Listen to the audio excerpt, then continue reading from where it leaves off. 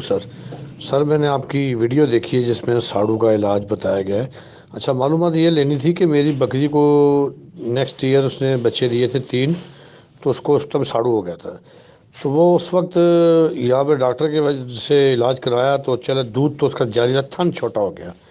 Main problem हो गई, एक थन बहुत छोटा हो गया था, बिल्कुल ही छोटा, दूध उस पर चलता रहा आखिर तक। अब फिर प्रेगनेंट है वो 4 मंथ। तो अब मुझे ये बताइए कि जो इंजेक्शन आपने ये बताए हैं, क्या ये मैं अब इसको बच्चे देने के बाद ये इंजेक्शन लगा सकता हूँ कि उसका थन बराबर हो जाए? प्लीज़, बहुत शुक्रिया सर। देखो सर, ये मेरी गोश्त थी। ये पिछले साल की सर इसकी तस्वीरें, जब ये इससे बच्चे दिए 3-4 दिन के बाद को साड़ू पड़ गया था। और ये थन सर यहाँ ठीक हो चुका है, इस पर दूध आ रहा है और दूध इस पर आखिर तक आता रहा है, पर थन इतना छोटा हो गया ये इसका साइज़ है। फिर एक ही थल से तीनों बच्चों को दूध पिलाया है, उसमें से पिलाता रहा हूँ। साड़ू ठीक हो गया था, दूध प्रॉपर ठीक था, यानी कि दूध में कोई वो फुटकरी वगैरह नहीं थी। तो अब सर मेरी बकरी को चौथा महीना शुरू हो चुका है। तो अब मुझे बताइए कि मैं क्या करूँ इसके लिए। इसका थन अभी तो खैर वो उसने हवाना बनाया नहीं है, तो अभी तो दोनों थन बराबर हैं। तो अगर वो थन छोटा ही रहता है तो फिर अब इसका क्या इलाज करूँ?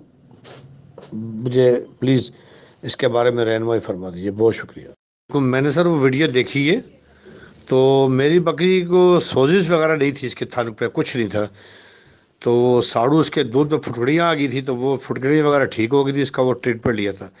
लेकिन जो थन था वो छोटा ही रहा था, तो बोलते हैं नेक्स्ट सुबह में ठीक हो जाएगा। अभी मैंने इसको कोई ट्रीटमेंट नहीं दिया, इसको चौथा माह है। अब मैं आपसे ये मालूमात ले रहा हूँ कि सोजिश वगैरह इसको बिल्कुल नहीं थी, इसका सिर्फ थन छोटा हो गया था।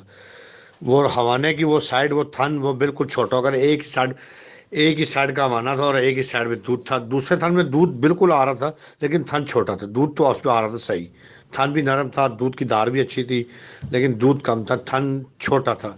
ये मैंने आपको वीडियो भेजी है, ये थन का साइज था उस वक्त। अस्सलाम वालेकुम, क्या हाल चाल है सर? ठीक है। अच्छा सर, ये इसका कोई मसला नहीं है, इसकी टेंशन नहीं लेंगे, ठीक हो जाएगा खुद ब खुद ही। तो इस टाइम में हम कोई भी एंटीबायोटिक इस्तेमाल नहीं कर सकते हैं, ये आपको वेट करना पड़ेगा जब तक ये डिलीवर करेगी। उसके बाद हम इसके अंदर जो है वो इसको एंटीबायोटिक देंगे अगर इसको कुछ मसला आया।